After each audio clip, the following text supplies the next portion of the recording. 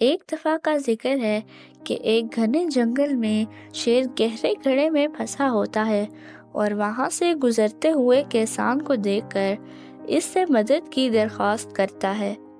شیر کسان کو کہتا ہے، کسان بھائی، مجھے یہاں سے نکال دو، میں وعدہ کرتا ہوں کہ تمہیں کوئی نقصان نہیں پہنچاؤں گا۔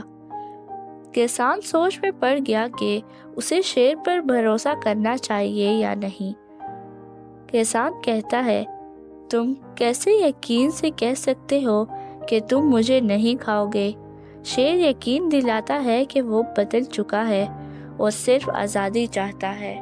وہ ساری منت سماجت کے بعد کسان آخر کار مدد کرنے کا فیصلہ کرتا ہے، مگر دل ہی دل میں منصوبہ بھی بناتا ہے۔